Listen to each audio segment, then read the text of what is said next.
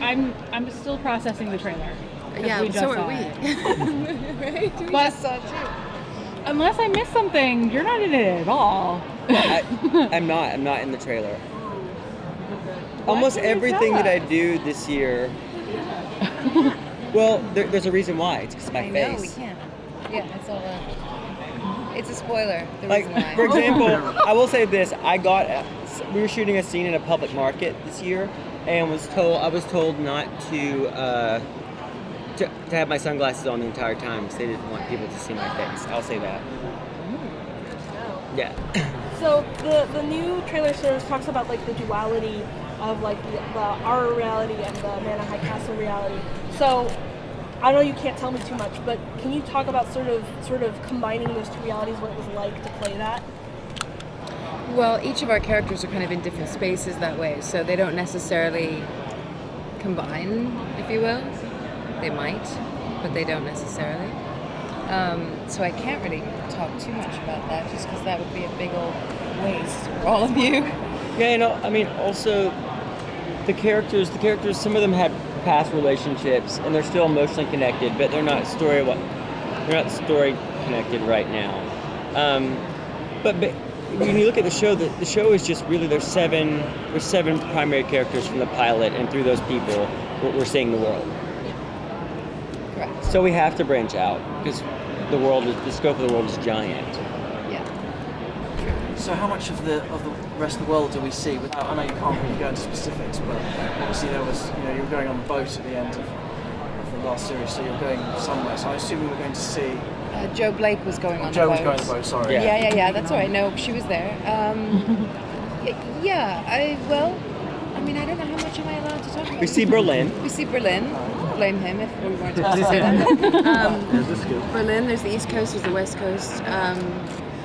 Do we see any of more of the neutral zone? We don't really. We don't see a lot of interior America, do we? No. I mean, shit's going down. And it's going down in the places that sort of, for most of the season for us, it's going down in the places where sort of the genesis of things sort of starting to go. Yeah. So, based off of the actual book we've now seen with this trailer, we now know that there is some divergence from the actual novel. Do you think fans of the novel and the show will see more divergence from the novel and kind of the show allowing itself to become more of its own entity rather than kind of being stuck in the structure of it? Yeah, and I think the book has a very unique structure in that it's almost void of it in a lot of ways. Like its narrative isn't particularly formed in a lot of ways, and so the show kind of takes creative license to build that. And a lot of our characters aren't in the book, and a lot of them are. And I think in some ways we've really just started to scratch the surface of the book. And in a lot of ways, we're basing everything on it, and so it's a kind of an interesting balance that way. But I think because they see this show going for a long time, it's about little tiny bits and pieces, and not kind of the book informs us, and it's our guidebook. Mm-hmm. Yeah. But the non-linear storytelling of the book just wouldn't work on television.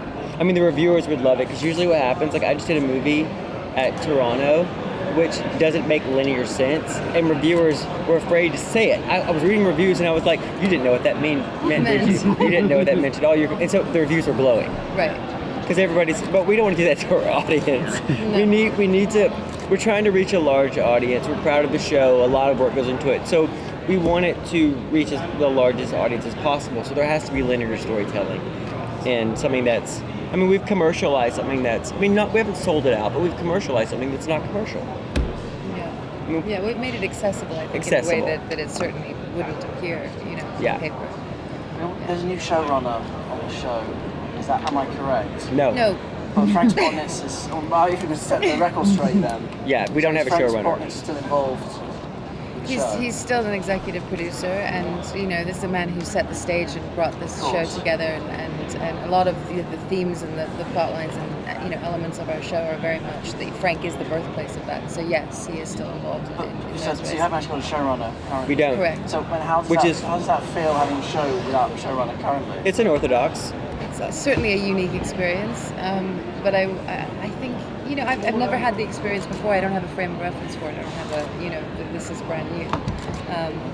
But I by don't know if this miracle, other shows happen on, right? That they've replaced the showrunner, they've not replaced the showrunner. Yeah. No. I mean, does it feel liberating at all, not having a showrunner in a strange sense? I think that there's an incredible amount of trust that these producers and the creators of the show have in us specifically as the cast, and I think that plays a big part in it. Sure, there's an element of freedom in that we're given that freedom to create, to sort of be advocates for our own characters and whatnot. But as far as the way the show is run, I mean, I think that's a question for David. Oh, of course. I don't think it really, we wouldn't even really know if it's changed how the show is run. No. Our show since the beginning has been highly collaborative. They've told us over and over again that we are the best sort of custodians of our own character. And so we spend as much time in script analysis and notes to writers than we do filming the actual show. Like, it's a lot. It's a lot of work off screen that goes into this show. And I'll be honest with you, sometimes it's maddening because we all see things differently. But I do pride us all in knowing I see your point, and to sort of back off, but also knowing when you have your teeth into something that you believe in, to keep going for it and fight and fight and fight. Yeah. And even when the decision goes your way, there's no grudge.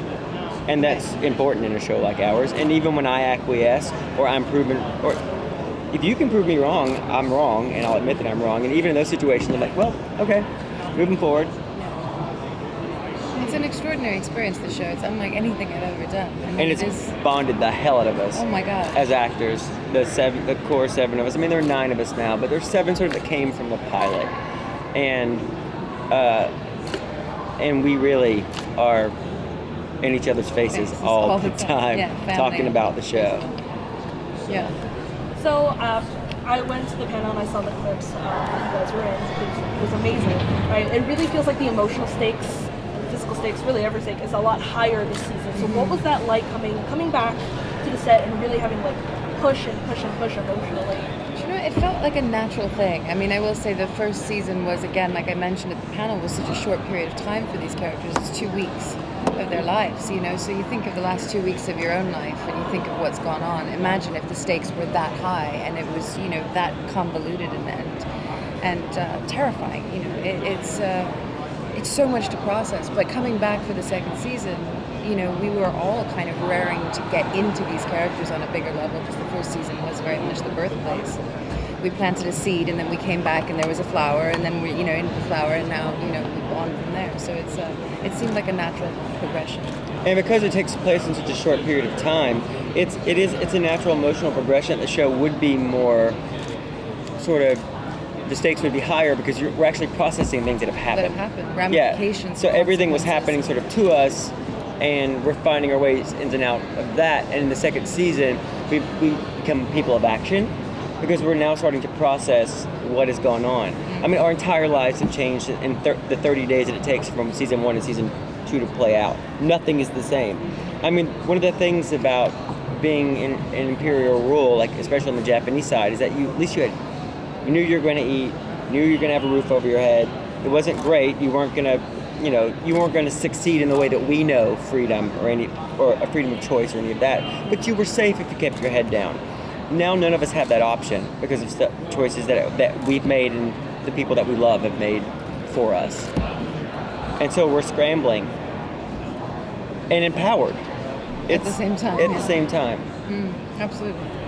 And obviously the first series dealt a lot with the complexity of basically human emotion and human interaction, and you've got these characters, obviously some of them, they seem to be monsters, but then they've got the softer sides, and I'm assuming that those themes are going to continue to be explored in the same way in the second season. Absolutely, and more so. I mean, I think the more you learn about somebody, the more, you know, facets we discover and the more we unveil, and suddenly, you know, every human being has so many sides, you know. You put them in a different circumstance, in a different environment, different country, different world, and suddenly, you know, we're all chameleons by nature. It's a survival skill. So I think, you start to see a million different colors in these people, and that's the aim. I think with any building of any character, really, is to have that level of color and, you know, fluctuation. I mean, storytelling with arch characters is something that happened in the birth of film, because storytelling in that medium is brand new. Now audiences, they watch differently, they see things differently. So if you put a bunch of arch characters into a show like this, you'll lose your audience. And going off of character, when we first saw your character, Mr. Qualls, we saw a character that was, he kind of appeared to be this comic relief, kind of a fun side character, but as the season went, we saw a lot of complexity, we saw a lot of sympathy. I thought you were one of the most sympathetic characters in there. You were becoming such a loving friend in that way. And you were in such a dire straits at the end that you were considered one of the biggest cliffhangers of that season. Now, was that character always written to build, or was it you found that was just a natural course as you were filming, your own acting ability and how the scenes were running, that you became more sympathetic and became a bigger character within that arc? Well, I sort of had an idea where it was going to go, because when we did the pilot, originally the show was written as a 2-part miniseries. Actually, it was a 4-part miniseries, I think, and then it went to 2, and I think BBC was going to make it, and then Sci-Fi Network was going to make it at some point, and then Amazon decided it was going to be a TV show. So we had the first 2 scripts when we were doing the pilot. So we did have a sort of a peek behind the curtain to know where the show was going to go, and it's in the book. There was a plan to incorporate him in the story and make him a human, not just, sort of a gossipy friend. But I think that we all sort of represent, and I can't say, I don't know what every character, I wouldn't want to say what every character represents in our sort of world, but I think for Ed represents what fascism does to love. And how when you love somebody, it's sort of the ultimate thing you can use against them. You can make somebody do things they never would do if you try to hurt or take something they love. And that's how you break Ed, and that's what starts to happen to him as our show goes on. Yeah.